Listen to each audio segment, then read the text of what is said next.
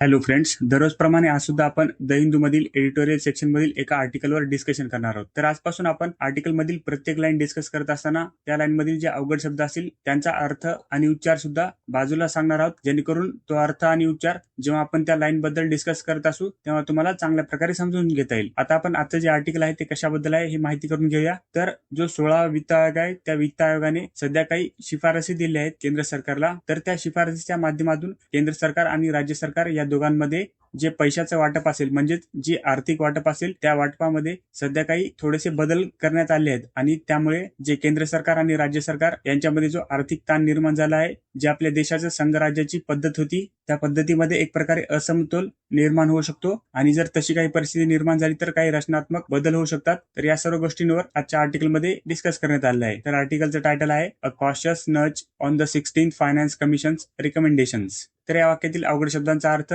इथे बाजूला दिला आहे, तो तुम्ही वाचून घेऊ शकता आणि आपण आता अर्थ पाहूया. तर या वाक्यामध्ये असं सांगितलं आहे की 16 वित्त आयोगाच्या शिफारसीबाबत दिलेला एक सावध आणि मर्यादित इशारा अशा लाईन मध्ये सांगितलं आहे. पुढची लाईन पाहूया. Only structural change can restore the balance in fiscal federalism. तर या वाक्यामध्ये असं सांगितलं आहे की आर्थिक संघराज्याची जी पद्धत आहे भारताची, त्या व्यवस्थेमध्ये केंद्र सरकार आणि राज्य सरकार यांच्यामधील समतोल पुन्हा निर्माण करायचा असेल तर त्यासाठी फक्त काही रचनात्मक बदल करणं हेच एक प्रकारे उपयुक्त ठरेल. म्हणजे जर आपल्या अर्थव्यवस्थेमध्ये काही रचनात्मक बदल केले तरच सध्या जे पैशाची व्यवस्थित मॅनेजमेंट असते केंद्र सरकार आणि राज्य सरकार या दोघांमध्ये ती व्यवस्थित होईल. म्हणजेच भारत एक संघराज्य आहे आणि केंद्र सरकार आणि राज्य सरकार हे मिळून काम करत असत. आणि जर भारताचे जे आर्थिक संघराज्य असणारी पद्धत आहे, म्हणजेच नेहमीसाठी केंद्र सरकार आणि राज्य सरकार यांनी आर्थिक विषयांमध्ये सुद्धा चांगलं काम केलं पाहिजे, तर अशी व्यवस्था सध्या चांगल्या परिस्थितीमध्ये नाहीये. आणि ही जर व्यवस्था म्हणजेच आर्थिक संघराज्याची व्यवस्था टिकवायची असेल तर सध्या काही ज्या अडचणी आहेत अर्थव्यवस्थेमध्ये आणि या संघराज्य पद्धतीमध्ये,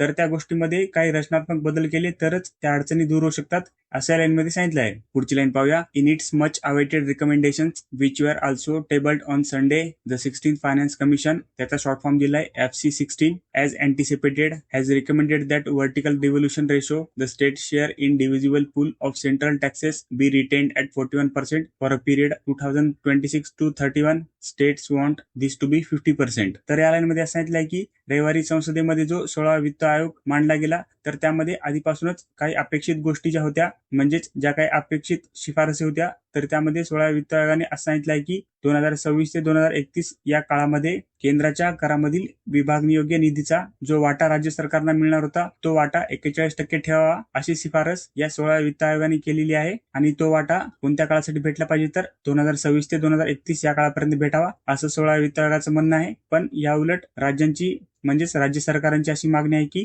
हा वाटा 41% न ठेवता 50% असावा. तर हे सर्व आपण या लाईन मध्ये पाहिलं. पुढची लाईन पाहूया. This is despite the commission acknowledging the tightening fiscal space states face under the GST framework and that the growing mismatch between expenditure responsibilities and assured revenues has drastically left them with recourse to market borrowings as the principal adjustment mechanism. तर या वाक्यातील अवघड शब्दांचा अर्थ तुम्ही उजवीकडे पाहू शकता आणि आपण आता या पूर्ण वाक्याचा अर्थ माहिती करून घेऊया. तर या लाईन मध्ये असं सांगितलं आहे की ही सर्व परिस्थिती असतानाही आयोगाने मान्य केली आहे की जीएसटी व्यवस्थेमुळेच राज्यांची आर्थिक परिस्थिती होती, त्या आर्थिक परिस्थितीमध्ये असणारी जी मोकळीक होती, म्हणजे जी चांगली परिस्थिती होती आर्थिक दृष्ट्या, ती आता कमी झाली आहे आणि त्यामुळेच खर्चांच्या जबाबदाऱ्या आणि निश्चित ठिकाणाहून जो महसूल मिळत होता तर त्यांच्यामधील ज्या वाढत्या विसंगती होत्या, तर त्यामुळे राज्यांना मुख्य उपाय म्हणून बाजारातून कर्ज घेण्याची जी गरज आहे त्यावर आधार द्यावा लागत आहे अशा लाईन मध्ये सांगितलं आहे. पुढची लाईन पाहूया. प्रिडिक्टेबली several states have criticized the projected devolution for the coming fiscal but have also cautiously welcomed a tweak in horizontal devolution formula. तर या वाक्याचा अर्थ आहे अपेक्षेप्रमाणे अनेक राज्यांनी येत्या आर्थिक वर्षासाठी अपेक्षित असणारा जो निधी होता तर त्या निधी वाटपावर टीका केली आहे. पण त्याचबरोबर जो आंतरराज्य निधी होता तर त्या निधी वाटपाच्या सूत्रामधील जे छोटे बदल होते तर त्या बदलांचे सावधानपणे स्वागतही केले आहे. म्हणजेच काही गोष्टींबद्दल जरी टीका केली असेल तरी काही ज्या महत्वाच्या गोष्टी होत्या राज्य सरकारांच्या आर्थिक सुधारणेसाठी तर त्या गोष्टींबद्दल राज्य सरकारने हे जे वित्त आयोगाचे म्हणणे होते त्याबद्दल त्यांचे स्वागतही केले आहे अशा लाईन मध्ये सांगितले आहे. पुढची लाईन पाहूया. The FC16 has rework earlier the tax effort criterion into a broader contribution to GDP measure and raise its weight sharply from 2.5% under FC15 to 10%. तर या वाक्यामध्ये सांगितलं की 16व्या वित्त आयोगाने पूर्वीचा जो कर प्रयत्न होता म्हणजेच तो जो निकष होता तर त्याला बदलून त्याऐवजी अधिक व्यापक असणारं जे जीडीपी मधील योगदान आहे या निकषाचा सध्या स्वीकार केला आहे आणि त्यामधून त्याच गोष्टीचे जे सध्या मोजमाप आहे ते 15व्या वित्त आयोगातील 2.5% वरून ते आता 10% पर्यंत वाढवण्यात आलं आहे. म्हणजेच काही गोष्टीमधून 15व्या वित्त आयोगातून गोष्टी शिकल्यानंतर त्या गोष्टीमध्ये बदल करण्यात आले आणि 16व्या वित्त आयोगामध्ये जे जीडीपी मधील योगदान आहे हा मुद्दा आहे तर त्या मुद्द्यानुसार आता हे जे योगदान आहे ते 10% पर्यंत करण्यात आलं आहे असं या लाईनमध्ये सांगितलं आहे. पुढची लाईन पाहूया. This change is intended to reward productive and efficient states and represents a modest but meaningful attempt to link governance outcomes with fiscal transfers. तर या वाक्यामध्ये सांगितलं आहे की हे जे बदल आहेत म्हणजे 16व्या वित्त आयोगाने केले तर ते बदल उत्पादन आणि कार्यक्षम असणाऱ्या राज्यांना प्रोत्साहन देण्यासाठी करण्यात आले असून प्रशासनाचे जे परिणाम आहेत त्या परिणामांचा आर्थिक निधी वाटपाशी मर्यादित पण खूप महत्वाचा म्हणजेच अर्थपूर्ण संबंध जोडण्याचा प्रयत्न या सर्व गोष्टीतून करण्यात आला आहे असं लाईन मध्ये सांगितलं आहे. पुढची लाईन पाहूया.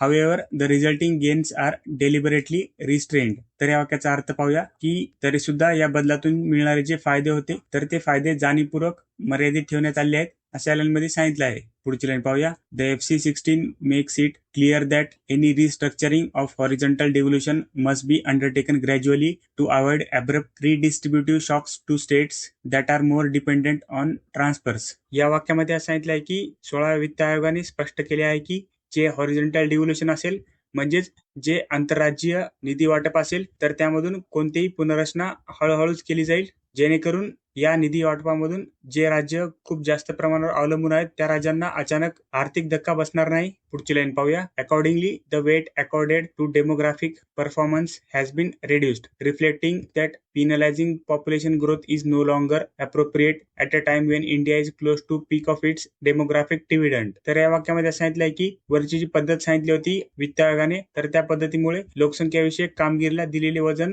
सध्याच्या परिस्थितीमध्ये कमी करता येणार नाही कारण भारत लोकसंख्येच्या बाबतीमध्ये जो सध्या फायदा भेटत आहे जागतिक स्तरावर तर त्याच्या एकदम वरच्या स्तरावर म्हणजेच शिखरावर असताना लोकसंख्येच्या वाढीस सध्या कोणत्याही प्रकारे चुकीचं मानणं किंवा दंड मानणं हे योग्य नाही असा सर्व दृष्टिकोन या गोष्टीतून व्यक्त केला गेलेला आहे असं लाईन मध्ये सांगितलं आहे. पुढची लाईन पाहूया. Conversely the weight for population size has been modestly increased. तर या वाक्यामध्ये सांगितलं की या उलट एकूण लोकसंख्या आकाराला दिलेले वजन थोड्याफार प्रमाणामध्ये वाढवण्यात आलेले आहे. पुढची लाईन पाहूया. The net effect is that industrialise state such as Tamil Nadu Maharashtra see only incremental improvement in their interstate shares. तर या वाक्यामध्ये सांगितलं की हा जो परिणाम होता म्हणजेच लोकसंख्येच्या आकाराला दिलेले वजन खूप थोड्या प्रमाणात वाढवण्यात आले होते तर त्यामुळे काय झालं याबद्दल या लाईनमध्ये सांगितलंय की याचा परिणाम असा झाला की तामिळनाडू आणि महाराष्ट्र यासारख्या राज्यामधून म्हणजेच औद्योगिकदृष्ट्या विकसित राज्यांच्या आंतरराज्य वाट्यामध्ये खूप थोडी वाढ होते असे या लाईनमध्ये सांगितलं आहे. पुढची लाईन पाहूया. This caution is understandable but also underscores the limits of the commission's ambition. तर या वाक्यामध्ये असं सांगितलं की ही सावधानगिरी समजण्यासारखी असली तरी या गोष्टीमधून ज्या वित्त आयोगाच्या उद्दिष्ट आहेत त्या उद्दिष्टावर असणारी मर्यादाही ठळकपणे दिसते. म्हणजेच त्यांना जे उद्दिष्ट साध्य करायचे आहेत त्याबद्दल त्यांनी कशी काळजीपूर्वक व्यवस्थापन केलं आहे या गोष्टी दिसतात असं या लाईनमध्ये सांगितलं आहे. पुढची लाईन पाहूया. A stronger signal would have been send through a staggered increase in vertical devolution for instance by committing to raise the state share by 45% by 2031, expanding discretionary fiscal space while preventing stability. तर या वाक्यामध्ये वर आपण ज्या गोष्टी पाहिल्या तर त्याबद्दल एक उदाहरण दिलं आहे की उदाहरणार्थ 2031 पर्यंत राज्याचा वाटा 45% करण्याचे जे आश्वासन केंद्र सरकार आणि राज्य सरकार यांच्या निधीमध्ये टप्प्याटप्प्याने वाढ करून देण्यात आले आहे तर त्यावरून अधिक ठोस संदेश देण्यात आले आहेत आणि या सर्व गोष्टींमुळे एक प्रकारे स्थैर्य राखत राज्यांची आर्थिक स्वायत्तता वाढलेली आहे असं या लाईनमध्ये सांगितलं आहे. पुढची लाईन पाहूया. The FC16 flags the shrinking of effective divisible pool due to cesses and surcharges but stops correcting this by recommending their inclusion in the pool. तर या वाक्यामध्ये सांगितलंय की 16व्या वित्त आयोगाने हे जे दोन कर आहेत म्हणजेच सेज म्हणजे उपकर आणि सरचार्ज म्हणजे अधिभार कर तर त्यामुळे प्रत्यक्ष